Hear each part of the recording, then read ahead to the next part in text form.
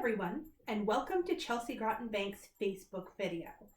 Today we're talking about capacity, character, and capital, credit, which is appropriate for high school age students. My name is Miria Gray. I'm the Community Education Officer here at Chelsea Groton Bank, and let's get right into it. So one of the first things before we even talk about what credit is we're going to talk about what predatory lending is. Predatory lending is people that target high risk people for credit probabilities. So this typically happens to people who have bad credit or to you guys who are just starting out, so you don't have any credit, which is also not good credit, okay? So things to be on the lookout for are things like incredibly low monthly payments.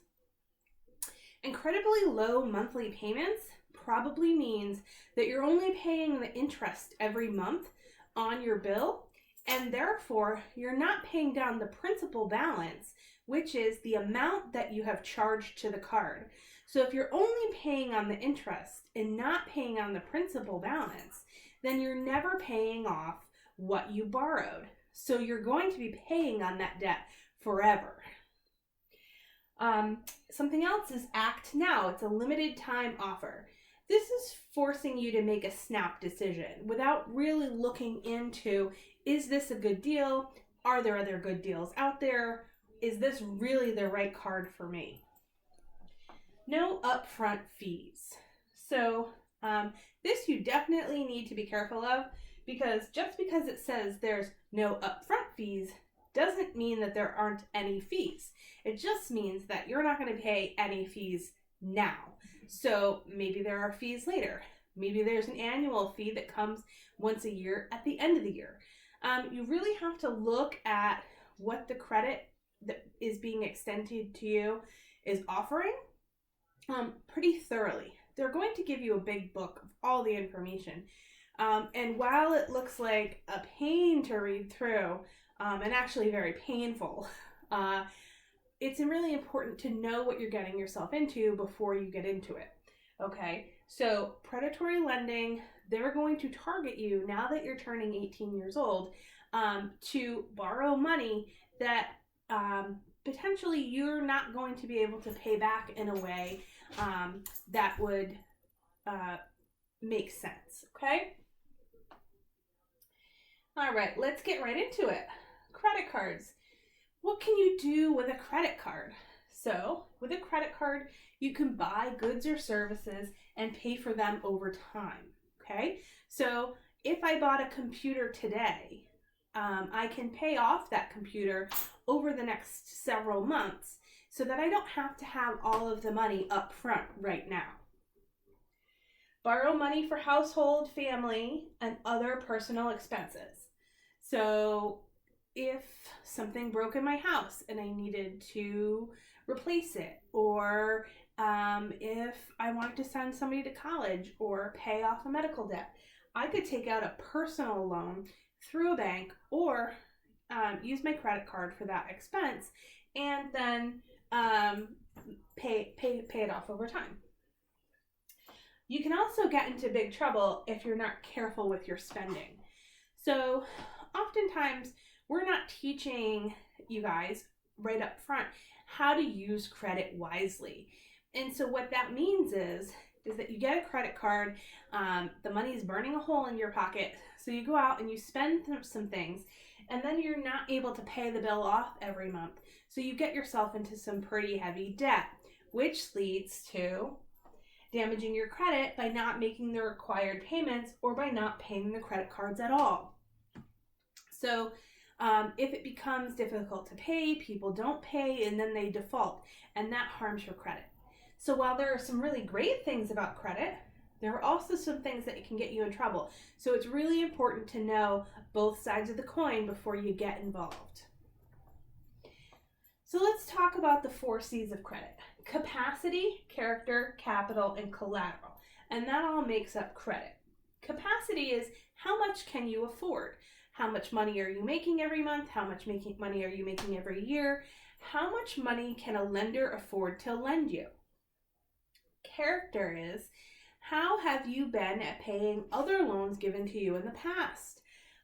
So for younger people like yourselves, you may not have had credit in the past. So lenders are going to have to make their best guess about your character. Capital. So this is, how much are you worth?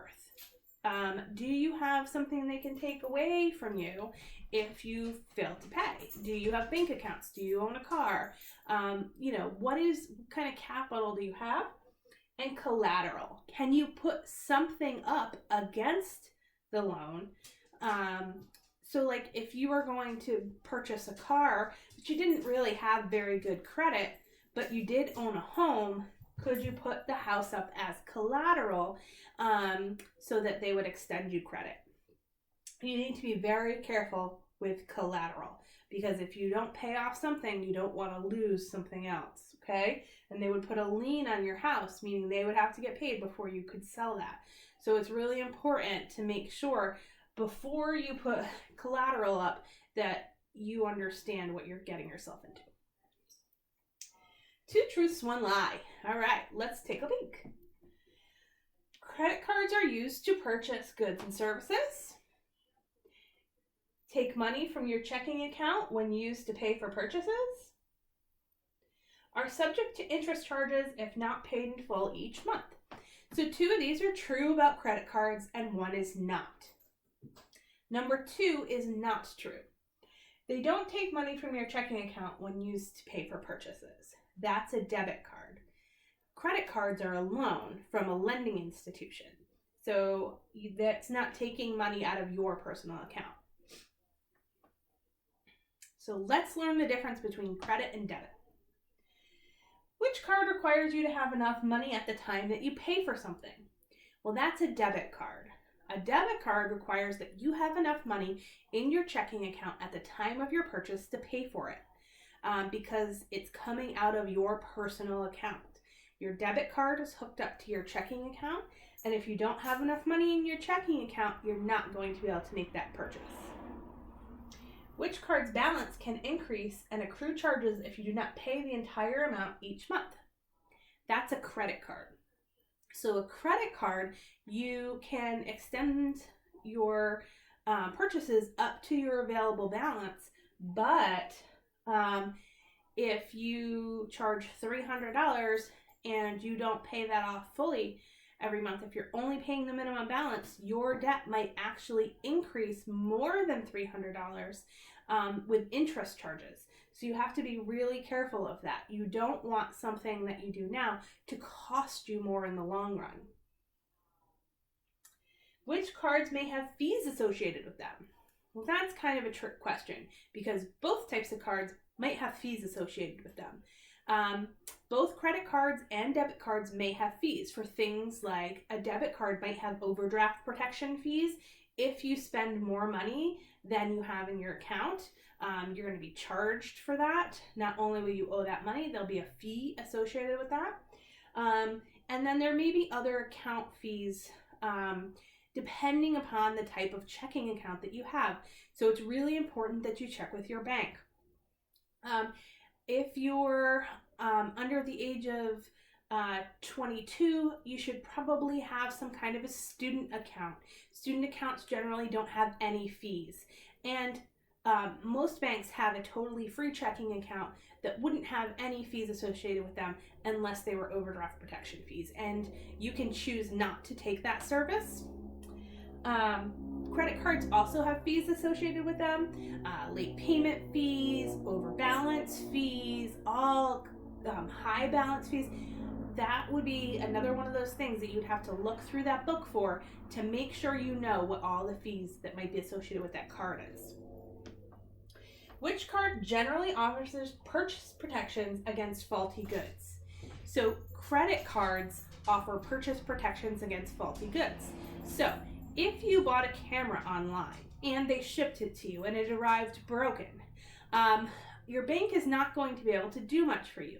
But a credit card will go after that company for you.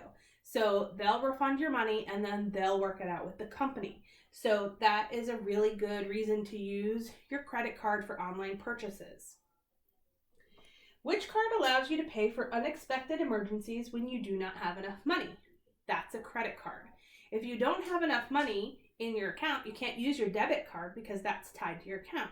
But your credit card is a loan, so you should have enough money on there as long as you haven't used it all. The credit card fine print, and this is really important. Annual percentage rate. That is what is the rate, the percentage that they're going to charge you over the course of the year. The penalty APR, annual percentage rate. That is, there are certain times that a penalty APR might get triggered, like if you're over your balance, if you're continuously having a high balance, if you have late payments. So it's really important to read that fine print to see what might trigger a penalty APR. If you had a really high interest rate to begin with anyway, and then all of a sudden you don't make a payment and you have a penalty APR rate, it's really hard to get them to take that away again. And then you'll be paying more and more money and it'll become more and more hard to pay off the card. Fees. Like we've said, you need to go back and make sure you know what fees are going to be assessed to you. Grace period. This is the period between the time that your payment is due and the time that they will charge you a fee. So typically it's only a couple of days. So if you owe your payment on the 1st, you might get until the 3rd. Some are a little bit more lenient, but again, you really need to look in that little book of fine print, and it is very fine print. So make sure you're looking through to see what your grace period is. Your credit limit. That is how much credit has been extended to you. Is it $500? Is it $2,500? Is it $25,000? How much money do you have available for you to borrow? Consumer protection laws. So the government has passed a whole bunch of laws to protect you as a consumer so that there's not as much predatory lending, that interest rates can't be too high, all of these types of things. Credit card solicitations. So that's when they're coming after you for a credit card. You might get mailings in the mail. You might see somebody standing outside of a store. The cashier might ask you on your checkout if you would like to take out a credit card. Those things are all credit card solicitations. Debt to limit ratio. So your debt to limit ratio is how much has been extended to you versus how much of that credit are you using. So it should typically be under 30%. Under 30% looks great on your credit score. Over 30% doesn't look so good. So your debt to limit ratio is really important. Do you have any questions?